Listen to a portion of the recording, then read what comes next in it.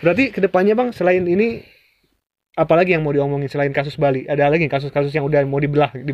Sebenarnya nggak ada sih kalau kasus dibedah. Emang mungkin hidup ini selalu ada kasus ya. Cuma sebenarnya concern kita bukan kasus sih, concern kita tetap edukasi bela diri ya. tadi. Jadi kedepannya sebenarnya setelah ini kita mau mulai kayak bikin video latihan bersama, kita bela diri bersatu sebagai tim. Oke. Kan kita hampir semua punya cam kan. Ya. Volan, Ferdi, lupa sebutin tuh. Rudi Agustian gak disebutin. Rudi Agustian, Rud, sorry Rud. Ini Rifki nih parah.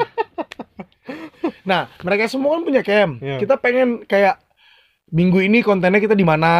Oke. Kita rame-rame ngumpul di mana, datang ke sana gitu loh, terus kayak gitu.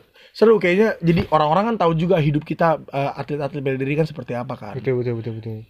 Kayak orang kan selalu menganggap hidup kita tuh cuma tonjokan. Enggak juga lagi. Iya kan, malak-malak orang. Nggak pernah kita malak orang. Dipalak ya dulu. Makanya. Kita nggak pernah malak orang. Gitu, kita mau lifestyle lah. Lifestyle ya? All about lifestyle ya. Kebetulan kan gue juga kayak hidup gue udah begini kan. Kayak lu ya tadi datang nanya ngapain latihan bang, emang mau tanding. Ki ini kerjaan gue gini. Latihan mulu coy. Asli. Ya gitulah. Kita soalnya kan banyak juga tuh pertanyaan-pertanyaan di Instagram ke semua kita. Gimana sih mau jadi fighter MMA? Iya betul, banyak yang nanya lu latihan di mana, campnya di mana. Capek kan. Tapi akhirnya maksudnya capek. Menjawab satu persatu kan capek. Kenapa nggak kita sekalian aja bikin biar kita mengedukasi orang? Betul. Kapan mulai pertama? Tadi mau mulai minggu ini. Ya coba ini kalau ada urusan gini gimana nih? Ini lebih penting dulu dong. Iya soalnya kan nyawa kan. Oh iya. Kalau misalkan tuh orang-orang bule juga nekat orang kita dihilangin, itu adalah kelemahan orang kita juga kadang-kadang. Kadang-kadang mungkin karena orang asing itu turis juga kali ya. Tapi mereka punya rumah di sana tadi lu bilang, dibawa ke rumah orang. Salah satu orang mereka pasti kontrak, nggak mungkin punya. Di Bali mana bisa orang asing beli rumah? Iya sih, siapa tahu mereka nikah dengan orang Indo gitu kan. Ini kebetulan enggak. Kalau yang ini enggak. Udah dipastiin 77-nya bule itu bang ya? 77 ya bule. Masih remaja lagi. Masih remaja lah ya, berarti remaja 17 tahun ke bawah berarti lah. Iya, orang asing yang residen di Bali lah bilang. Oke. Iya kan? Masih remaja itulah, tapi nggak tahu nih keterusannya gimana, belum tahu nih, masih dibahas, makanya dari tadi gue ngeliat handphone mulu. Tapi gitu. Gitu bang ya udah. Jadi sekarang selain ngurusin bela diri bersatu, abang mau ngapain lagi concernnya? Kalau gue sih selalu ya, gue kan punya impian. Dari gue mulai, gue udah tercapai impian gue udah juara One Pride. Orang udah tahu gue siapa sekarang, gue praktisi bela diri, orang udah tahu. Jadi nggak lagi orang anggap gue preman, aduh. Sedih banget hati gue dia ngepreman, sumpah, mentang-mentang muka gue begini. Kemarin gue dengar podcastnya Om Deddy, muka lu nggak enak kan? Tapi gue tetap bakal cita-cita gue bakal mau punya peran di dunia olahraga Indonesia lah. Apapun itu. Kalau gue sih udah jelas peran gue apa. Gue pengen bikin manajemen atlet. Oke. Ya, manajemen atlet itu selain manajemen atlet, gue itu mau bikin kalau bisa. Ini kalau bisa. Gue nggak tahu bisa apa enggak. Organisasi yang menaungi semua atlet-atlet profesional di Indonesia. Oke. Kayak pengurusan kontrak. Oh iya, ngerti. Pemilihan liga. Agen lah ibaratnya. Iya. Oke. Tapi tujuannya bukan narik duit ya. Agen lah ibaratnya. Agen bela diri. Iya, gitu agensi gitu loh. Agensi gitu lah. Karena butuh kan. Iya. Liga makin banyak. Kanan kiri itu liga banyak. Gue tidak mengspesialkan liga mana, tapi banyak. Terus orang kita juga banyak. Betul. Mereka berhak memilih mana aja kan sebenarnya kan. Betul. Mereka punya hak. Iya. Mereka punya hak. Terlepas gue ada di mana itu bukan urusan kita. Itu rezeki orang masing-masing, nggak bisa kita tolak kan. Kayak gue, kalau orang mau bilang datang ke gue mendingan ada di lokal apa di luar. Kalau gue bilang, gue nggak bisa ngomong karena hoki gue ada di lokal. Iya. Gue punya hoki yang bagus di lokal. Nanti kalau gue bilang lu lokal, ternyata hoki lu gak kayak gue, lu pasti kecewa ke gue. Gue tanya, lu mau kemana? Gue tanya. Nah kalau lu mau ke sini, jalan lu harus seperti ini. Kalau lu mau ke sini, jalan lu harus seperti ini. Karena setiap pilihan kalau dunia fight ini gini, dunia fight ini gue selalu bilang ke orang-orang yang di sini, lu jangan berharap cuman pamor di dunia fight. Karena apa? Di dunia fight lu dipukulin setiap hari. Kemampuan berpikir lu tuh berkurang setiap hari. Gak mungkin lu gak dipukul setiap hari. Gak mungkin. Lu menghindari pukul-pukulan pun setiap hari, terus lu pukul-pukulan pas ditanding, itu lebih parah lagi. Lu belum terbiasa, tiba-tiba kepukul keras. Itu yang kacau. Bisa bahaya. Itu yang kacau. Tapi juga lu tiap hari pukul-pukulan, nggak terlalu keras tapi nanti tanding keras, itu juga kacau juga. Ngerti kan? Iya, ngerti. Ini bukan bisnis yang gampang Iya, gitu. iya, ngerti. Kalau gua orang datang sini, kayak dulu pernah ada orang, gue cerita sedikit gini pengalaman hidup gue lah. Gue buka di sini Lions kan paling gede gue pernah bikin. Dulu tuh gue di garasi, terus di taman komplek gitu loh dulu gue ya mulainya. Nah, terus ada orang datang ke sini, umur 19 tahun. Dari kampung gue. Karena kan ya gue kan Singakaro. Jadi banyak orang datang ke sini dari kampung ngomong ke gue umur 19. Terus dia out of fucking shape. Oh iya. Out of shape-nya ngeri, Ki. Oh iya. Obes. Oh, lebih gede daripada gue berarti. Obes lah, bilang kita obes. Gue nggak menghina orang obes, gue nggak body shaming, enggak. Ini tentang bisnis fight. Iya. Ini harus kita tahu. Terus dia datang bilang sama gue, bang, gue datang dari kampung. Oke, gue ada 2 pilihan nih, gue mau sekolah, mau fight. Tapi gue pengennya fight. Gue bilang, gue langsung ngomong depan dia, prestasi lu apa? Terus lu selama ini latihan apa? Dia bilang nggak ada. Satu jawaban gue kasih ke dia. Lu tahu, lu bilang sama orang tua lu minta duit, lu sekolah. Lu jangan mimpi jadi fighter. Karena apa? Gue lihat shape-nya. Gue dulu, gue juga mulai terlambat fight. Tapi gue umur 14 tahun udah hantam-hantaman, Pak. Gue bukan anak manja, cuy. Gue sering cerita, gue dipukulin orang udah sering. Dipalak tuh gue gak ngasih, gue ditusuk, gue pernah. Digebugin gue udah, aduh. Udah ampun-ampunan gitu loh. Maksud gue ngeliat bentuk dia nih kayak kling gitu, bersinar kayak nggak pernah terkena apapun. Gue bilang, lu lupain, lu tuh ngancurin hidup lu mau ada di bisnis fight. Oke. Jangan dari bentuk tangan gitu kan kelihatan, orang sering mukul mana enggak kan kelihatan gitu loh. Memang bisa dibentuk, benar. Memang bisa dibentuk. Cuman nggak semua orang rela berkorban. Betul. Itu yang gue pelajarin dari dunia fight. Setuju. Gue pernah menerima orang ya datang ke malam ini di rumah ini. Gue nggak mau sebut orangnya siapa. Tengah malam lah. Dia bercerita, curhat ke gue. Pas dia curhat, dia bilang, dia duduk kayak begini cuy. Lu tau gak duduk begini? Tau gak duduk gini? Sadap! Jago. Gue tanya, lu kenapa? Gue, bang, saya mau ngomong. Petir cuy. Dar! Kayak di film bela diri, Pak. Anjir, ini beneran petir. Beneran petir. Dar, terus hujan. Gede banget hujan. Gue ngomong lagi, anjir ini kayak film bela diri gue. Lu mau ngomong apa? Duduk kayak biasa aja, duduk aja.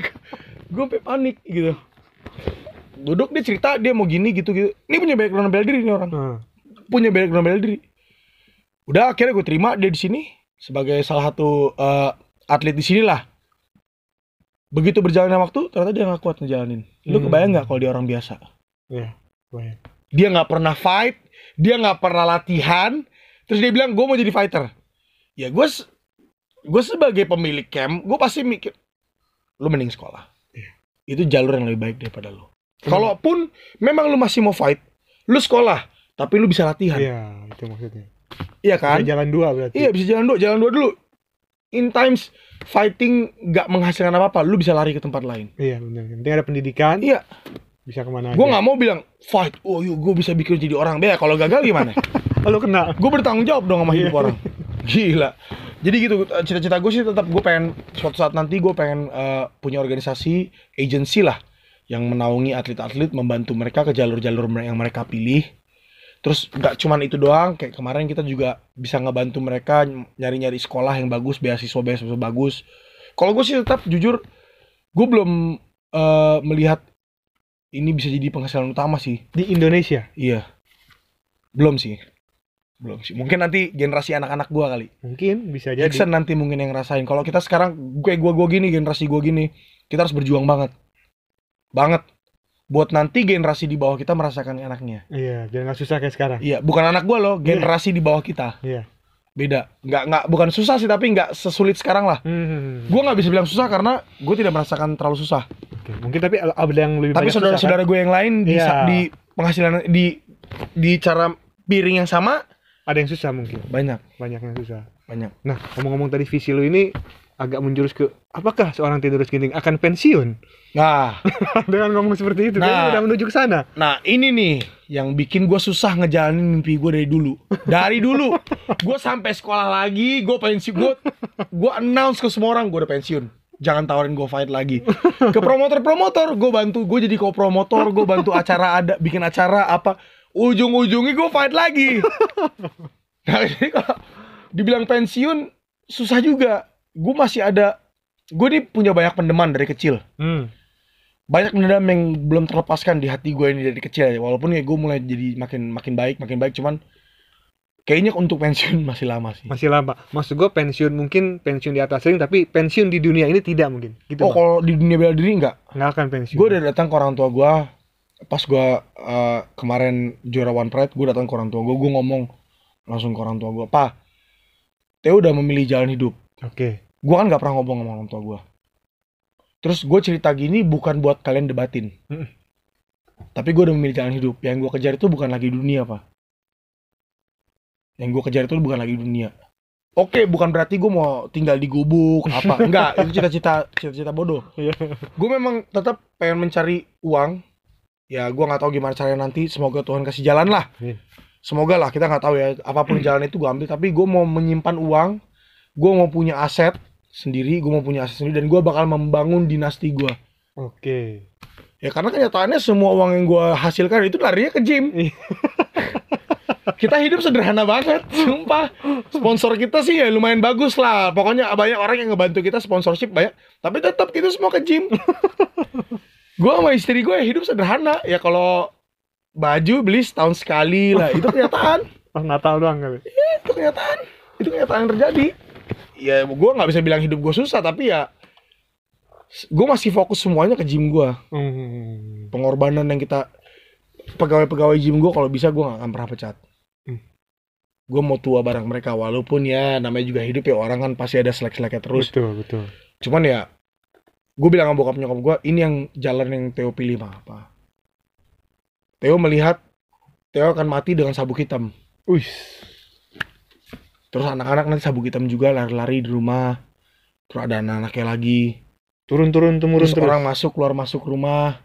Kita ngasih ilmu yang orang nggak semua orang bisa punya. Semua orang bisa sekolah banyak di mana-mana. Tapi untuk bisa hidup komitmen seperti kita kan susah kan. Susah banget. Hidup kita susah, terus kita komitnya juga susah. Nah, nyusahin orang aja. Makanya, cuman kerennya ada banyak nilai disiplin yang nggak semua orang bisa dapat di sekolah yang ada di bela diri. Gua nggak bilang berhenti sekolah dan melakukan bela diri ya. Dengar tuh. Gua nggak bilang gitu ya. Jangan puter-puter omongan gua. Cuman gitu, maksudnya gitu. Emang terus di bela diri ini bentuk persahabatan yang menurut gue ya mungkin juga memang gue dulu punya masa lalu jelek kan. Gue pernah cerita juga kan. Mungkin gue salah juga berkerumun di kerumunan yang salah gitu loh. Tapi ya puji Tuhan ya, yang gue lihat persahabatan di bela diri itu murni banget. Mungkin karena kita sama-sama capek kali ya. Kalau latihan kita banting-bantingan, gak peduli dia anaknya siapa, hartanya berapa besar, datang latihan sama mungkin itu cuman tukang somai, kita nggak tahu. Tapi ada di tempat bela diri kita semua berlatih, kita semua ketawa, kita semua banting-bantingan, nggak enak bos, sorry, nggak pakai banting aja di sini. Mungkin karena itu juga kali ya. Mungkin. Terus kalau misalkan ada yang kebanting terus, kita tau nggak kenapa lu kebanting terus, tadi tuh gini kesalahannya di sini. Saling ngasih tahu jadinya. Jujur banget, gue suka banget loh. Banyak yang gue lihat perubahan hidup orang yang berubah semenjak mereka berlatih bela diri itu banyak banget. Mungkin karena itu juga gue banyak dibantu orang kali. Mungkin. Karena mungkin orang-orang yang melihat perubahan di keluarga dia gitu loh. Iya. Kayak anjir, gue berubah banget loh semenjak gue latihan. Jadi mungkin gue banyak sih orang yang memberikan bantuan ke gue tuh banyak sih. Banyak sih, emang bener berkat sih semuanya sih, nggak bisa ngomong sih. Oke, ngomong ya. Cuma nggak semua orang merasakan itu dia. Iya, makanya belum semua kan di Indonesia ini kayak lo gitu merasakan. Mungkin kayak teman-teman Wardi yang lain gitu kan. Wardi sih udah oke juga. Enggak, maksudnya masih banyak gitu yang memang kayak Wardi setelah berjuang berapa tahun emang belum gitu maksudnya. Tapi setelah belasan tahun, nah itu dia kan. Maka tadi gue konsistensi itu kan ngasih yang ke muda-muda gitu, udah jangan mimpi dah. Lu kalau lihat gue 10 tahun lalu lu temenan sama gue juga nggak mau lu. Nggak akan mau ya. Aduh, mantap dah bang. Terima kasih bang obrolan kali ini. Inspirasi. Asik, inspirasi dong, mengedukasi. Aspirasi apa sih? Mengedukasi, ya, menginspirasi kan. Semoga kan dengan tadi niat teman-teman Bela Diri Bersatu ingin membentuk sebuah kan. Ya itu memang kita bentuk kayak Mustadi tuh yang maju paling pertama tuh, dia sekarang ada di PBKBI ya. Iya, Kickboxing Indonesia. Itu juga dia, Mustadi tuh orangnya, gue kenal Mustadi lama banget. Mustadi pernah fight di event gue. Orang banyak nggak tahu. Gue dulu pas gue berhenti, gue announce pertama kali ya, gue mau quit dari bela diri, gue mau quit fight, gue mau fokus ke dunia fighting aja. Gue bikin event, Mustadi dulu fight di event gue. Mustadi ya. Jadi gue kenal Mustadi di situ dari 2015. 2016 berarti. Dulu dia masih kerja sampingan ini, dia jadi head of security di satu perusahaan di Kalimantan. Head of security? Iya, head of security dia. Mantap. Gue inget Mustadi, gue inget banget. Karena Mustadi lawan jagoan gue. Menang lagi Mustadi. Jadi gue inget terus. Sekarang temenan baik. Tapi Mustadi nggak pernah jahat sih. Dan menurut gue langkah yang dia lakukan sekarang itu keren banget sih. Itu keren banget sih. Kalau gue, karena mungkin gue terlalu badass kali, jadi orang nggak ada yang percaya gue megang apapun. Susah. Biasa faktor muka susah tuh. Makanya sama ngomong terlalu cablak, jadi susah. Pokoknya sukses deh Bang buat Bela Diri Bersatu. Amin. Dan lain-lain. Semoga bener-bener ya bisa mewujudkan yang tadi lu bilang itu kan. Iya. Semoga semuanya, nggak semua sih, mungkin sebagian orang pengen kayak lu, dan sebagian orang juga mungkin pengen kayak yang lain gitu kan. Iyalah. Nggak- Kan orang berhak memilih. Iya, berhak milih, Orang makanya itu berhak kan. memilih, benar. Terima kasih sekali lagi. Ini ngobat spesial, bukan soal Mbak Cece. Bukan. Urusan Bukan. Mbak Cece dengan Nanti dibilang pansos. Capek. urusan Mbak Cece dan Bela Diri Bersatu menurut mereka sudah selesai Udah selesai. dan nggak akan ada lagi apa-apa. Nggak ada. Pembuktian terserah mereka mau pembuktian berarti ya. Mau buktiin apa lagi? Mereka kan sering pembuktian, jadi terserah. Terserah itu ya. Terserah lah, udah mereka. Terima kasih. Sampai ketemu di ngobat. Assalamualaikum warahmatullahi wabarakatuh. Waalaikumsalam.